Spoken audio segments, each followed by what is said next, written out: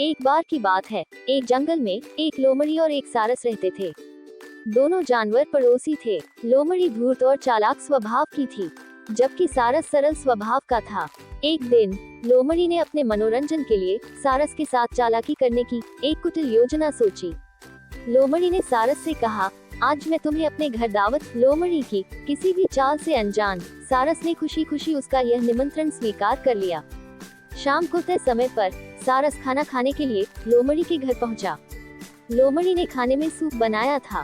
उसने बड़ी चालाकी से दोनों के लिए वह सूप उथले बर्तन में परोसा और सारस के सामने रखा। ये देखकर सारस को बहुत अजीब लगा। अपनी लंबी चोंच के कारण सारस उस बर्तन से सूप पी ही नहीं सकता था। वहीं दूसरी ओर लोमड़ी सामने बैठकर बड़ी आसानी से सारा सूप पी गई।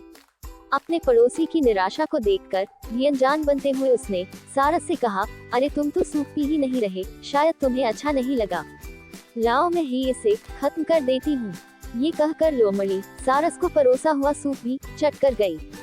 सारस समझ गया कि लोमड़ी ने जानबूझकर इस तरह के बर्तन का इस्तेमाल किया जिससे वह तो आसानी से सूप पी सकती थी, लेकिन सारस की चोंच सिर्फ गीली होती।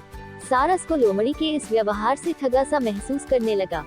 उसे यह सोचकर बहुत बुरा लगा कि अपने घर पर दावत के लिए बुलाकर भी लोमड़ी ने उसे भूखा रखा। पड़ोसी होते हुए भी लोमड़ी द्वारा इस तरह अपमानित होने से वह बहुत नाराज था, लेकिन उसने लोमड़ी से कुछ नहीं कहा। सारस ने मन ही मन ठान लिया कि वह लोमड़ी से अपने इस अपमान का बदला जरूर लेगा और उसे सबक सिखाएगा। कुछ दिनों बाद सारस ने लोमड़ी को अपने घर पर साथ में भोजन करने के लिए आमंत्रित किया।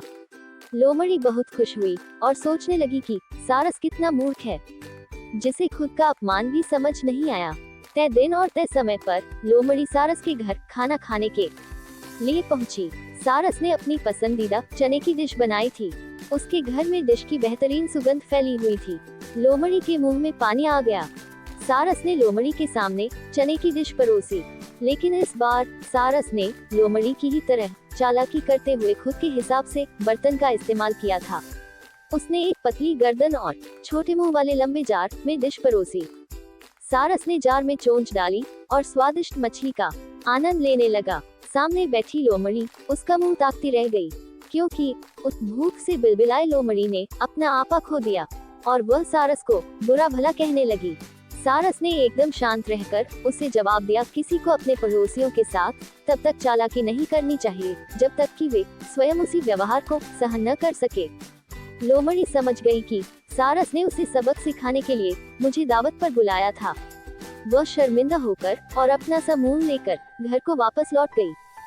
दोस्तों, लोमड़ी और सारस की कहानी से हमें ये सीख मिलती है कि जो हमारे साथ जैसा बर्ताव करता है उसके साथ वैसा ही करना चाहिए। जैसे को तैसा, यानी यदि कोई आपके साथ बुरा करे तो उसे उसकी ही तरह जवाब दे। वहीं अगर किसी ने आपके साथ अच्छा व्यवहार किया है तो उसे भूले नहीं और उसके साथ अच्छे से रहें।